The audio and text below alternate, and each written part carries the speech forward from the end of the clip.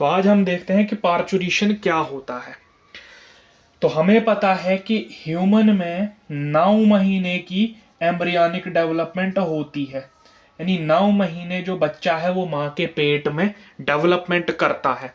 इस पीरियड को हम जेस्टेशन पीरियड बोलते हैं। जेस्टेशन पीरियड जो कि आगे फर्दर 3-3 महीने के 3 ट्राइमेस्टर्स में डिवाइड है, but we are not going to that phase. हम कवर करेंगे पार्चुरेशन को।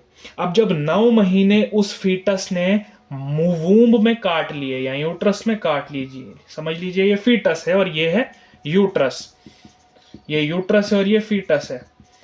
अब जब 9 महीने बाद ये फीटस बिल्कुल रेडी हो जाएगा, फुली डेवलप्ड हो जाएगा, now this foetus is ready to be delivered. तो 9 महीने बाद ये इस यूट्रस से बाहर आएगा थ्रू सर्विक्स, इस सर्विक्स के थ्रू बाहर आएगा और उसको हम बर्थ बोलते हैं, चाइल्ड बर्थ, यानी बच्चा पैदा हो गया। तो ये जो चाइल्ड बर्थ का प्रोसेस है, यानी 9 महीने बाद जब बच्चा पैदा होता है, इस प्रोसेस को हम पार्चुरेशन बोलते हैं। तो पार्चुरेशन समझ आ गया आपको कि the expulsion of baby after the completion of gestation period और after the embryonic development of 9 months, that is termed as parturition. लेकिन अब पार्चुरेशन करने के लिए जो फीटस है जो कि यूट्रस के अंदर है, यूट्राइन मसल्स जो कि ये इसकी वॉल्स में यूट्राइन मसल्स हैं, उन यूट्राइन मसल्स को हम मायोमेट्रियम बोलते हैं। मायो का मतलब ही मसल होता है। मायोमेट्रियम में कॉन्ट्रैक्शंस होना लाजमी है। तो जब ये मायोमेट्रियम जो कि इस फीटस के गिर्द हैं, ये जब कॉन्ट्रैक्ट करेंगी तो जिसकी वजह से जो ये फीटस है ये नीचे की तरफ एक्सपल्शन करना स्टार्ट कर देगा। ये जब नीचे की तरह मूवमेंट करना स्टार्ट कर देगा, एक टाइम आएगा कि ये सर्विक्स के थ्रू बाहर निकल आएगा और इसकी बर्थ हो जाएगी। इसलिए पार्चुरेशन को डिफाइन किया जाता है vigorous contraction in uterine muscle for the expulsion of foetus. तो मैं लिखूंगा vigorous contraction of uterine muscles for the expulsion of baby भी लिख सकते हो और fetus भी लिख सकते हो। अब जो ये पार्चुरेशन है, मैं बता दूं, it's a very complex neuro endocrine mechanism. ये बहुत ही कॉम्प्लेक्स मैकेनिज्म होता है, जितना हम समझते हैं उतना कुछ नहीं है। अब न्यूरो एंडोक्राइन मैकेनिज्म क्यों बोला मैंने? क्योंकि जब आप देखोगे तो इसमें मदर का नर्वस सिस्टम भी इन्वॉल्व है और मदर का एज वेल एज चाइल्ड का थोड़ा बहुत एंडोक्राइन सिस्टम भी इन्वॉल्व है। अब किस तरह से होता है पार्चुरेशन की मैकेनिज्म, उसको समझते हैं थोड़ा बहुत। तो होता क्या है कि ड्यूरिंग प्रेगनेंसी, यानी जो 9 महीने का पीरियड है, ड्यूरिंग प्रेगनेंसी आप देखोगे कि प्लेसेंटा जो होता है वो आपके पास प्रोजेस्टेरॉन को सिक्रीट करता रहता है, प्रोजेस्टेरॉन को सिक्रीट करता रहता है, जिसकी वजह से प्रेगनेंसी के दौरान प्रोजेस्टेरॉन का लेवल कंसिडरेबली बहुत हाई होगा। अब प्रोजेस्टेरॉन करता क्या है? ये मेन 3 काम करता है। प्रोजेस्टेरॉन जो है GnRH यानी गोनाडोट्रोपिन रिलीजिंग हार्मोन्स को नेगेटिव फीडबैक इनहिबिशन देता है, जिसकी वजह से ये सिक्रीट नहीं हो पाते। ये आपके पास LH यानी ल्यूटिनाइजिंग हार्मोन एंड FSH यानी फॉलिकल स्टिमुलेटिंग हार्मोन को नेगेटिव फीडबैक इनहिबिशन देता है, तो ये भी रिलीज नहीं हो पाते। और तीसरा काम करता है कि ये यूट्राइन कॉन्ट्रैक्शंस को इनहिबिट करता है, यूट्राइन कॉन्ट्रैक्शंस को इनहिबिट करता है। अब इससे क्या होगा देखिए, क्योंकि अभी 9 महीने से पहले अगर GnRH या ये LH या FSH ज्यादा हो गए तो इनकी वजह से आपको पता है कि मेंस्ट्रुअल साइकिल वापस से रेज्यूम हो जाएगा, तो जिसकी वजह से आपके पास जो एम्ब्रियो डेवलप हो रहा था वो तो निकल जाएगा आपके पास, वो तो डेवलप नहीं हो पाएगा। लिहाजा ये जो GnRH और LH है इनको सप्रेस करना है प्रेगनेंसी के टाइम पे, तो इनको सप्रेस करता है the high concentration of progesterone which gives the negative feedback inhibition to GnRH and LH and FSH। और ये प्रोजेस्टेरॉन निकलता कहाँ से? प्लेसेंटा से निकलता है।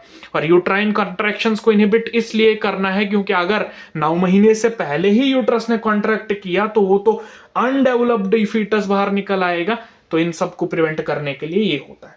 लेकिन at the end of 9 months जब जेस्टेशन पीरियड खत्म हो जाएगा तो ये प्लेसेंटा वीक हो जाता है, क्योंकि एक टेम्पररी टिश्यू है, डेसिडुएट प्लेसेंटा होता है। तो जब ये वीक हो जाएगा, इसके वीक होने की वजह से इसकी क्षमता गिर जाएगी जो ये हार्मोन्स बना रहा था। अब प्रोजेस्टेरॉन अगर पहले ज्यादा था तो अब प्रोजेस्टेरॉन का लेवल कम हो जाएगा। प्रोजेस्टेरॉन के लेवल के कम होने की वजह से अब क्या होगा? अब आपने समझना है, यहां से आगे मैकेनिज्म स्टार्ट होगी जब प्रोजेस्टेरॉन का लेवल कम हो जाएगा। अब समझ लीजिए कि जब प्रोजेस्टेरॉन लेवल गिर जाएगा, प्रोजेस्टेरॉन लेवल गिर जाएगा, ये खुद ब खुद प्लेसेंटा को स्टिमुलेट करता है। यानी प्लेसेंटा में ये क्षमता है कि वो पहचान के रखता है इस लेवल को कि प्रोजेस्टेरॉन का कितना है बॉडी में। जैसे ही वो उस लेवल से, थ्रेशोल्ड से नीचे गिर जाएगा तो प्लेसेंटा एक हार्मोन रिलीज करता है इसके रिस्पांस में। उसको कोरियोनिक कॉर्टिकोट्रॉफिन बोलते हैं। आप लिख लो, कोरियोनिक कॉर्टिकोट्रॉफिन, कॉर्टिकोट्रॉफिन। कोरियोनिक कॉर्टिकोट्रॉफिन जो है ये कॉर्टिकोट्रॉफिक रिलीजिंग हार्मोन से मेल खाता है, जो कि एडल्ट्स में होता है। हम जो कि फिर आगे जाके आपके पास ये पिट्यूटरी रिलीज करती है। लेकिन यहाँ पे प्लेसेंटा रिलीज कर रहा है कोरियोनिक कॉर्टिकोट्रॉफिन को। कोरियोनिक का मतलब फीटल स्टेज में प्लेसेंटा सिक्रीट कर रहा है, और कॉर्टिकोट्रॉफिन का मतलब कि ये कॉर्टेक्स रीजन, ट्रॉफिन का मतलब होता है जो उसको स्टिमुलेट करे किसी दूसरे हार्मोन को निकालने के लिए। तो ये कोरियोनिक कॉर्टिकोट्रॉफिन ब्लड के थ्रू मैटरनल पिट्यूटरी पे एक्ट करता है। मैटरनल पिट्यूटरी जो मां का पिट्यूटरी ग्लैंड है उस पे एक्ट करता है। और कॉर्टिकोट्रॉफिन रिलीजिंग हार्मोन की वजह से जो मैटरनल पिट्यूटरी होती है वो एक हार्मोन सिक्रीट करती है जिसको एड्रीनो कॉर्टिकोट्रॉफिन हार्मोन बोलते हैं, ACTH। एड्रीनो कॉर्टिकोट्रॉफिक हार्मोन रिलीज करती है। तो हुआ क्या, कोरियोनिक कॉर्टिकोट्रॉफिन जो प्लेसेंटा से निकला था, इसने पिट्यूटरी को स्टिमुलेट किया, मां की पिट्यूटरी ग्लैंड को, जिसने इसके रेस्पॉन्स में ACTH हार्मोन निकाला। ACTH हार्मोन जो है, यहां से नाम से ही पता और इसके फंक्शंस आपको पता है कि ये 2 काम करता है। ये जाके स्टिमुलेट करेगा एड्रीनल कॉर्टेक्स को। अब एड्रीनल कॉर्टेक्स, मां का एड्रीनल कॉर्टेक्स जब स्टिमुलेट होगा, इसके रेस्पॉन्स में वो 2 हार्मोन्स निकाल रहा है। तो देखिए कितनी कॉम्प्लेक्स मैकेनिज्म चल रही है। तो जो 2 हार्मोन्स निकलते हैं वो पहला है कॉर्टिसोल हार्मोन, और दूसरा है DHEA। कॉर्टिसोल और DHEA स्टैंड्स फॉर डाइहाइड्रोक्सी एपिएंडोस्टेरॉन। अगर आपको पता होगा तो ये एक एंड्रोजन की टाइप है। एंड्रोजन का मतलब कि ये एक मेल सेक्स हार्मोन है। अब होता क्या है कि ये जो कॉर्टिसोल है ये क्या करता है, ये वाया ब्लड यानी खून के जरिए ट्रेवल करता है और पहुंचता प्लेसेंटा को क्रॉस करके, ये कॉर्टिसोल पहुंचता है फीटस में। और फीटस के जो लंग्स हैं, लंग्स ऑफ फीटस, जो कि अभी तक कोलैप्स्ड थे क्योंकि उनको अभी काम नहीं करना था मां के पेट में, तो यहां पे जब पहुंचता है तो उनको प्रिपेयर करता है, प्रिपेयर फॉर रेस्पायरेशन। उनको प्रिपेयर करता है कि वो आगे जब बर्थ होगी तो वो रेस्पायर करने के लिए तैयार करता है उनको। ठीक है, तो अब ऐसे कैसे करता है, ये लंग्स में जाके कॉर्टिसोल एक केमिकल को रिलीज कराता है by the local cells of lungs, by the alveoli of lungs. उसको लेसिथिन बोलते हैं। Lecithin is a strong surfactant. अब अगर कोई लंग्स की वॉल अगर ऐसे कोलैप्स्ड होंगी, मिली होंगी फ्लूइड टेंशन की वजह से, जब लेसिथिन इनके बीच में आएगा, सर्फेक्टेंट बनेगा, तो ये ऐसे खुल जाएंगी, जिसकी वजह से कंसिडरेबली यहाँ पे स्पेस बढ़ जाएगी ताकि आगे आफ्टर बर्थ वो बच्चा सांस ले सके। अब जो ये DHEA है, डाइहाइड्रोक्सी एपिएंडोस्टेरॉन, ये जो है आपके यूट्रस में जाता है, यूट्रस। और आपको पता है कि जितने भी सेक्स हार्मोन्स होते हैं उनमें एक ही कॉमन जो उनका बेस स्ट्रक्चर होता है, उनमें एक स्टेरॉल सेंटर पाया जाता है। उसमें एक 6 कार्बन की रिंग और 4 कार्बन की 3 रिंग्स होती हैं, और उसी के जब सब्सटीट्यूएंट एटम्स चेंज होते हैं तो different type of sex hormone बनते हैं, जैसे टेस्टोस्टेरॉन बनता है, प्रोजेस्टेरॉन बनता है, एस्ट्रोजन बनता है। तो सिमिलरली DHEA के साथ जब ये यूट्रस में पहुंचता है, वहां पे एंजाइमेटिक रिएक्शंस के थ्रू पास होकर ये वहां पे एक हार्मोन में कन्वर्ट हो जाता है जिसका नाम है एस्ट्रोजन। यानी DHEA जो है ये प्रिकर्सर है एस्ट्रोजन का, जो बन रहा है यूट्रस में। अब यहां से आगे जो मैकेनिज्म है वो ये जो एस्ट्रोजन बना वो संभालता है। अब एस्ट्रोजन का क्या काम है उसको समझते हैं थोड़ा बहुत। तो जब एस्ट्रोजन लेवल बढ़ना स्टार्ट हो जाता है, एस्ट्रोजन, क्योंकि अब यूट्रस एस्ट्रोजन निकालना स्टार्ट करती है। एस्ट्रोजन जो है ब्लड में जब बढ़ेगा तो वो 2 काम करता है। वो उसी यूट्रस में, उसी जो मायोमेट्रियम सेल्स हैं, जब यहाँ पे एस्ट्रोजन एक्ट करेगा इन सेल्स पे, तो यहाँ पे जो केमिकल रिएक्शंस को इनिशिएट करेगा, वहां पर प्रोस्टाग्लैंडिन्स बढ़ना स्टार्ट करेंगे। तो आप लिखोगे प्रोस्टाग्लैंडिन्स। प्रोस्टाग्लैंडिन्स जो होते हैं ये लोकल हार्मोन्स होते हैं। आपको पता है कि किसी सेल में एराकिडोनिक एसिड की रिएक्शन से प्रोस्टाग्लैंडिन्स बनते हैं, और प्रोस्टाग्लैंडिन के 2 काम है, एक कॉन्ट्रैक्शन कराना और दूसरा काम पेन में काम आना। पेन रिसेप्टर्स से बाइंड करके ये ब्रेन को सिग्नल देते हैं कि वहां पे पेन हो रही है। तो प्रोस्टाग्लैंडिन्स बढ़ना स्टार्ट करते हैं ड्यू टू दिस एस्ट्रोजन। जब प्रोस्टाग्लैंडिन बढ़ेंगे ये 2 काम करेंगे, ये उस यूट्रस में जो मायोमेट्रियल सेल्स है वहां पे कॉन्ट्रैक्शन कराना स्टार्ट कर देंगे, माइल्ड कॉन्ट्रैक्शन, यानी आराम आराम से, माइल्ड कॉन्ट्रैक्शंस इन यूट्रस। यूट्रस में माइल्ड कॉन्ट्रैक्शंस कराना स्टार्ट करेंगे।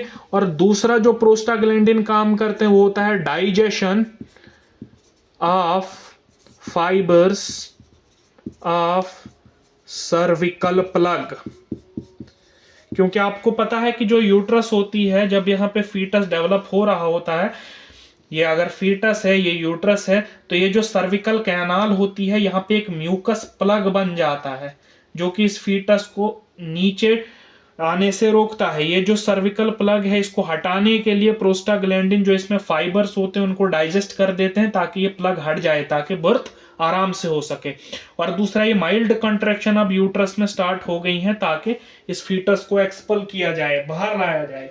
और जो दूसरा काम ये एस्ट्रोजन करता है वो होता है कि ये ऑक्सीटोसिन रिसेप्टर्स को बढ़ाता है। ऑक्सीटोसिन रिसेप्टर्स इन यूट्रस को बढ़ा देता है।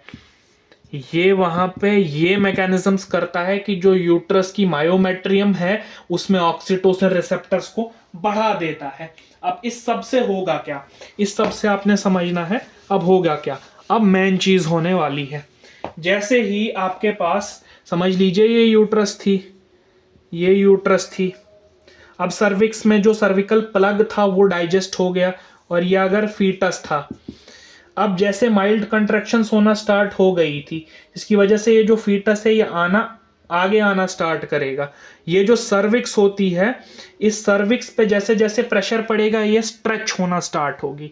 इस सर्विक्स पे होते हैं stretch receptors, stretch receptors.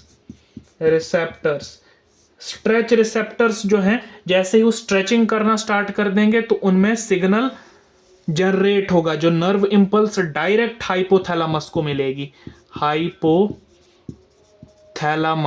Hypothalamus को स्ट्रेच रिसेप्टर्स के थ्रू सिग्नल मिला कि जो यहाँ पे वाइडन हो रही है कॉन्ट्रैक्शन। अब हाइपोथैलेमस इसके रेस्पॉन्स में क्या निकालता है ऑक्सीटोसिन को, ऑक्सीटोसिन। अब ऑक्सीटोसिन जो है हाइपोथैलेमस इसके रेस्पॉन्स में निकालता है, और ये ऑक्सीटोसिन वापस आके इस यूट्राइन मसल्स पे बाइंड करेगा। जब ये ऑक्सीटोसिन का लेवल बढ़ना स्टार्ट हो जाएगा, क्योंकि हाइपोथैलेमस सिग्नल देता है पिट्यूटरी को, और पिट्यूटरी जो ऑक्सीटोसिन लेवल बढ़ाना स्टार्ट करेगा, और ऑक्सीटोसिन वापस एक्ट करेगा यूट्राइन मसल्स पे, और यूट्राइन मसल्स पे ऑक्सीटोसिन के रिसेप्टर पहले से ही बढ़े थे, वो बढ़ाए थे हमारे ये एस्ट्रोजन ने, जिसकी वजह से ऑक्सीटोसिन वापस इस पे एक्ट करेगा। अब ऑक्सीटोसिन का मेन काम होता है कि ये कॉन्ट्रैक्शन कराता है, कॉन्ट्रैक्शन ऑफ स्मूथ मसल्स। तो यूट्रस में जो स्मूथ मसल्स हैं उनकी जब ये कॉन्ट्रैक्शन कराएगा तो ये फीटस और आगे आना स्टार्ट करेगा।